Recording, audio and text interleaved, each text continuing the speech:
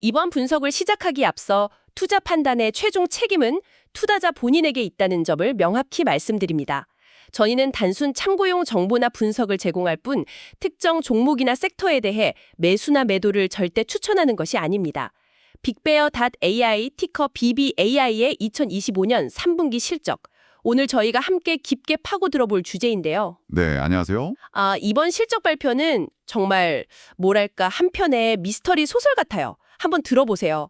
매출은 작년보다 20%나 곤두박질 쳤습니다. 그렇죠. 숫자만 보는 상황이 안 좋은 거죠. 그런데요, 주가는 마치 축제라도 벌어진 것처럼 급빈했단 말이죠. 상황이 정말 이상하게 꼬였어요. 한쪽에선 위험하다고 사이렌이 울리는데 다른 쪽에선 해냈다고 샴페인을 터뜨리는 그런 상황인 거죠. 바로 그겁니다. 표면적인 숫자와 시장의 반응 사이에 정말 거대한 간극이 있는 거죠. 보통은 상상하기 힘든 완전히 상반된 신호가 동시에 나타나고 있는 거예요. 네네. 한쪽에서는 분명히 경고등이 번쩍이는데 다른 한쪽에서는 축포를 쏘아 올리는 이 기이한 상황. 대체 BBAI, 이 회사 내부에서는 무슨 일이 벌어지고 있는 걸까요? 맞습니다. 그래서 오늘 저희의 목표는 명확합니다. 이 미스터리를 풀기 위해서 단서들을 하나씩 맞춰보는 겁니다. 네. 제공해주신 실적 발표 자료랑 또 경영진의 코멘터리를 바탕으로 이 상반된 신호들 뒤에 숨겨진 진짜 이야기를 파헤쳐보겠습니다.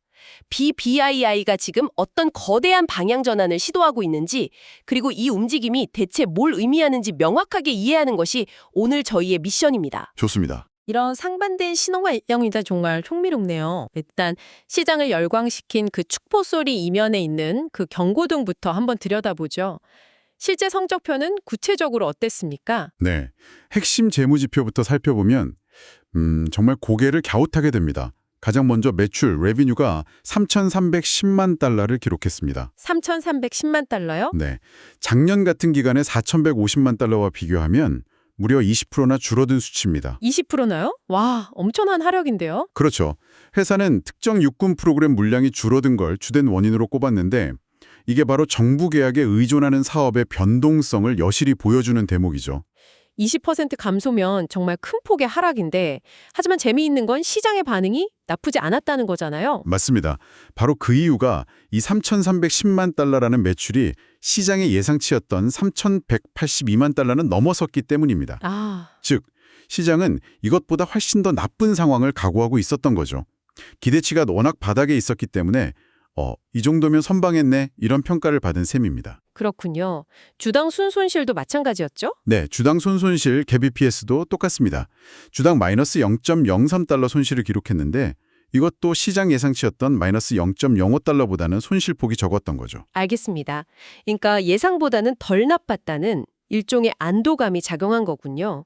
하지만 진짜 미스터리는 그 다음부터 시작되는 것 같습니다. 바로 순이익, 넷 인컴이죠. 네, 바로 그 부분입니다. 적자를 내던 회사가 갑자기 250만 달러 흑자로 돌아섰습니다. 매출은 20%나 줄었는데 어떻게 흑수 전환이 가능했던 걸까요? 이게 논리적으로 가능한 일인가요? 바로 그 지점이 이번 실적 분석의 핵심이고요. 또 많은 분들이 빠지기 쉬운 함정입니다. 흑자 전환이라는 단어는 굉장히 매력적이잖아요. 그렇죠. 일단 좋아 보이니까요. 하지만 그 내용을 들여다보지 않으면 완전히 속을 수 있습니다. 결론부터 말씀드리면 이 흑자는 회사가 사업을 잘해서 벌어들인 돈이 아닙니다. 사업으로 번 돈이 아니라고요? 그럼 이 250만 달러라는 이익은 대체 어디서 나타난 겁니까? 뭐 유령 이익이라도 되는 건가요? 거의 그렇다고 볼 수 있습니다. 자료를 자세히 보면 이 흑자의 정체가 드러나거든요. 파생부채의 비현금성 변화로 인해 발생한 이익이 무려 2,610만 달러에 달합니다. 네, 뭐라고요? 말이 너무 어려운데요. 그렇죠. 방금 그건 그냥 외계어 같았죠.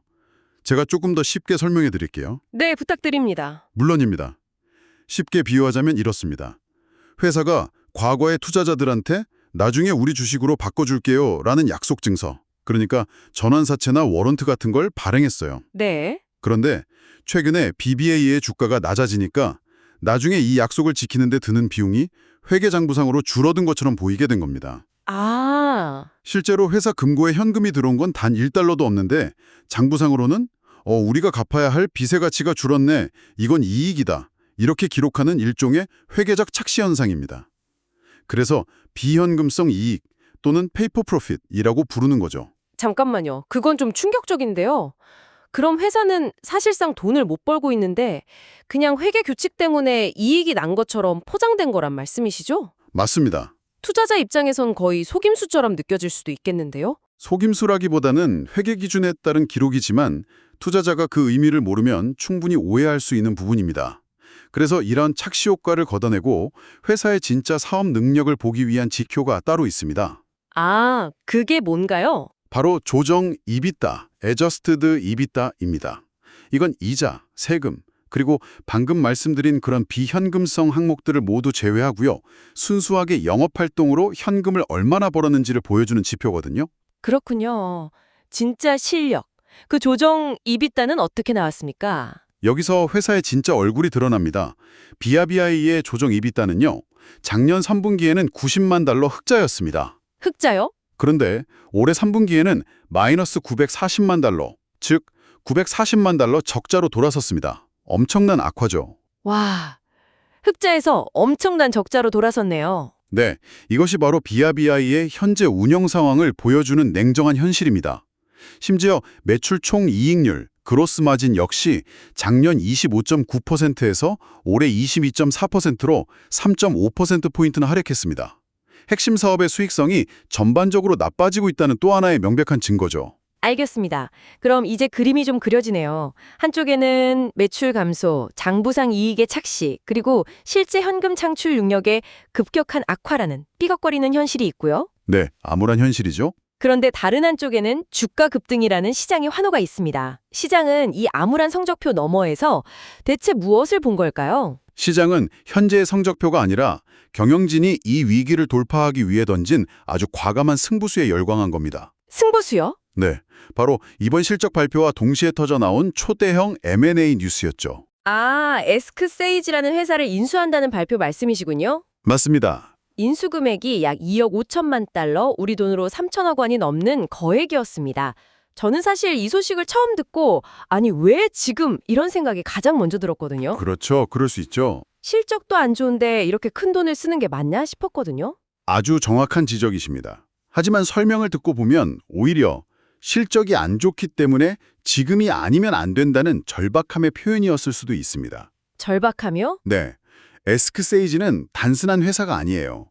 국방 및 국가 안보 분야에 특화된 생성형 AI, 즉 젠 AI 플랫폼을 가진 그 분야의 최첨단 기술 기업입니다. 아, 단순히 사업을 확장하는 게 아니라 아예 회사의 DNA를 바꾸려는 시도처럼 들리네요. 정확합니다.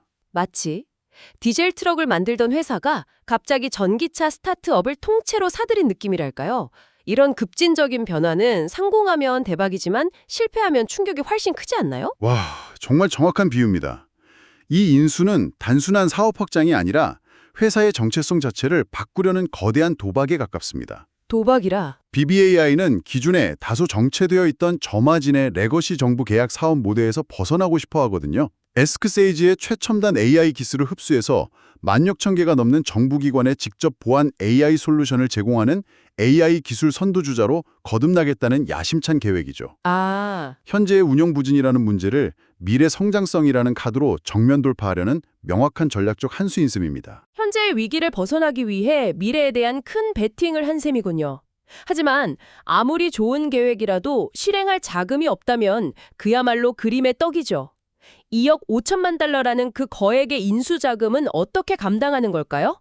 그 질문에 대한 답이 재무 상태표에 숨어 있는 또 다른 놀라운 숫자입니다. 또 있나요? 네, BNWA가 현재 보유한 현금 및 투자 자산이 무려 7억 1,500만 달러에 달합니다. 7억 1,500만 달러요? 우리 돈으로 거의 1조 원에 가까운 엄청난 금액인데요. 맞습니다. 1조 원이죠. 아니 회사가 원래 이렇게 현금이 많았나요? 적자를 보고 있었는데 말이죠. 아니었습니다. 이 막대한 현금은 최근에 단행한 대규모 유상증자, 즉 주식 공모를 통해서 시장에서 3억 3,700만 달러를 조달하는 데 성공했기 때문에 가능했습니다. 아하, 시장에서 돈을 끌어왔군요. 네, 시장이 BNWA의 AI 기업으로 변신하겠다는 그 미래 비전에 돈을 실어준 셈입니다. 그렇군요. 그럼 이 7억 1,500만 달러라는 현금은 단순히 에스크세이즈 인수자금을 지불하고 끝나는 게 아니겠네요. 인수금액보다 훨씬 많으니까요. 물론입니다. 그게 핵심이죠. 이 막대한 현금은 에스크세이지 인수자금을 충당하고도 남습니다. 이건 향후 추가적인 M&A나 핵심 기술 개발에 투입될 수 있는 전략적 실탄, 일종의 전쟁 자금인 셈이죠. 전쟁 자금? 네. 경영진은 이 자금을 보여주면서 시장에 이렇게 말한 겁니다. 우리는 이 돈으로 더 크게 성장할 준비가 되어 있다는 강력한 선언이죠. 미래를 위한 실탄을 두둑이 챙겨놓은 상태군요. 하지만 새로운 AI 사업이 본궤도에 오르고 수익을 내기까지는 시간이 걸릴 텐데 그동안 회사를 지탱해줄 기반은 있나요? 좋은 지적입니다. 그 점 역시 대비하고 있습니다.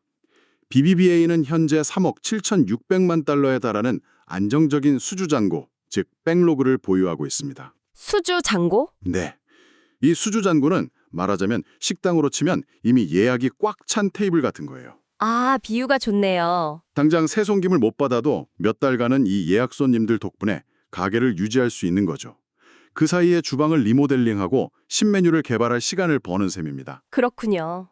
이 수주 잔고가 바로 새로운 AI 사업이 성과를 낼 때까지 회사를 안정적으로 지탱해줄 중요한 버팀목 역할을 하게 될 겁니다. 미래에 대한 비전, 즉 에스크세이지 인수, 그리고 그 비전을 실행할 자금인 막대한 유동성, 마지막으로 비전이 현실화될 때까지 버틸 체력인 수주 잔고까지 세 박자를 다 갖추려고 노력한 흔적이 보이네요. 네, 맞습니다. 회사가 제시한 2025년 연간 매출 전망은 1억 2,500만 달러에서 1억 4천만 달러 사이였죠. 네. 현재 상황과 앞으로의 변화를 모두 고려한 수치로 보입니다. 자, 그럼 이제 흩어져 있던 단서들을 맞춰보죠. 한쪽에는 삐걱거리는 현재 사업이라는 암울한 현실이 있고 다른 한쪽에는 거액을 들여 사온 AI라는 미래의 비전이 있습니다. 이 두 그림을 합치면 지금 BBVA는 어떤 모습이라고 할 수 있을까요?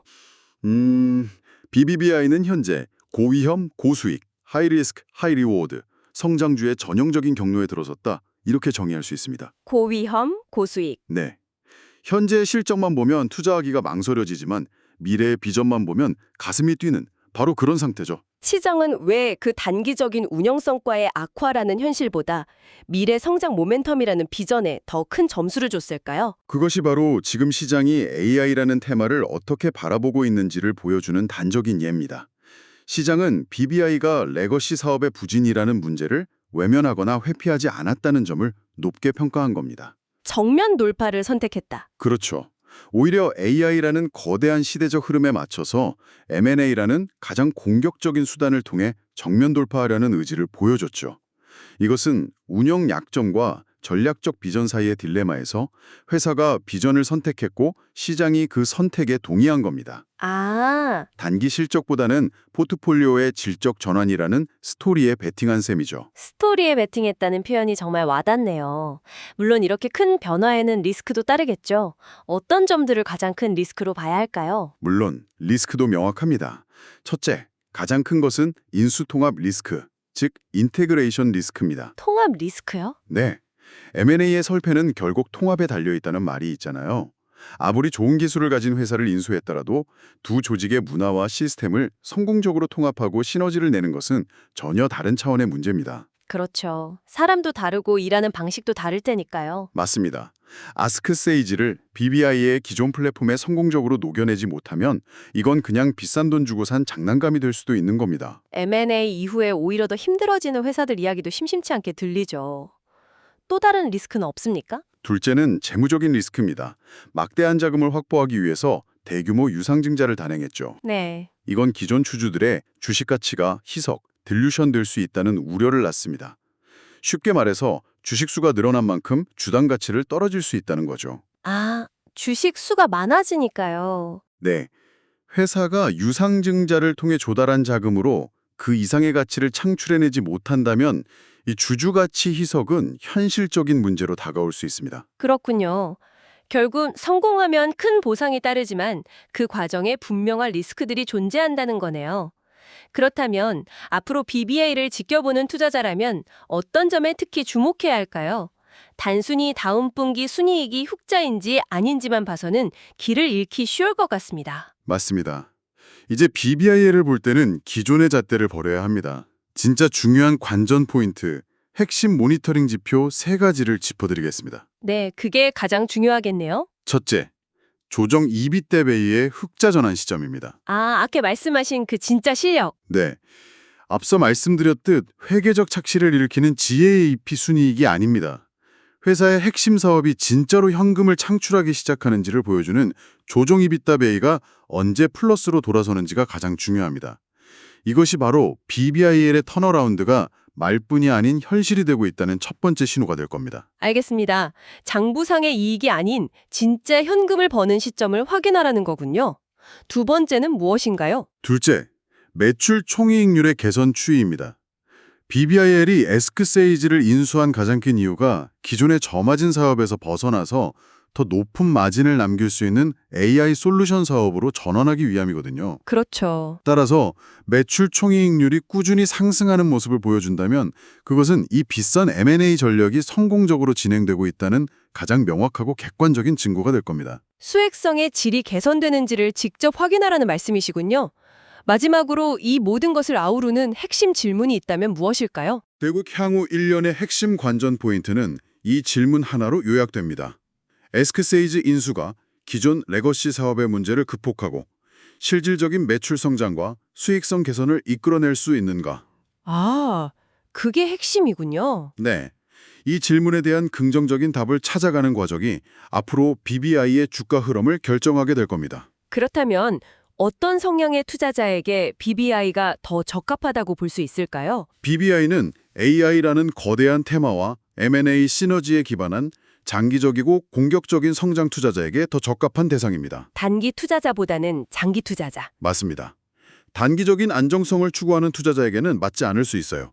무엇보다 단기적인 운영상의 불안정성과 그에 따른 높은 주가 변동성은 반드시 인지하고 감수해야 합니다. 오늘 분석을 통해 BBI라는 회사가 던진 거대한 승부수를 정말 입체적으로 이해할 수 있었네요. 단순히 숫자를 넘어서 한 회사가 생존과 성장을 위해 어떤 과감한 선택을 하는지를 보여주는 한편의 드라마 같았습니다. 네, 저도 그렇게 생각합니다. 마지막으로 오늘 나눈 이야기들을 바탕으로 한번 생각해 볼 만한 질문에 던지면서 마무리하고 싶습니다. 네, BAI는 현재의 부진을 극복하기 위해 사실상 미래를 돈으로 사는 전략을 선택했습니다. 오늘날처럼 AI 기술이 시장을 주도하는 환경에서 혁신을 밑바닥부터 차근차근 쌓아올리는 것과 막대한 자금을 동원해 이미 검증된 기술을 단숨에 사들이는 것 중 어떤 방식이 더 현명한 선택일까요? 정답은 없겠지만 이 질문에 대한 자신만의 답을 찾아보는 과정이 앞으로의 시장을 이해하는 데 좋은 관점이 되어줄 것 같습니다.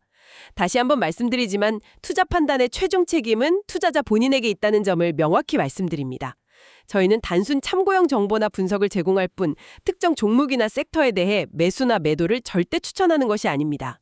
항상 여러분의 성공 투자를 기원합니다. 내용이 좋으셨다면 구독, 좋아요 부탁합니다.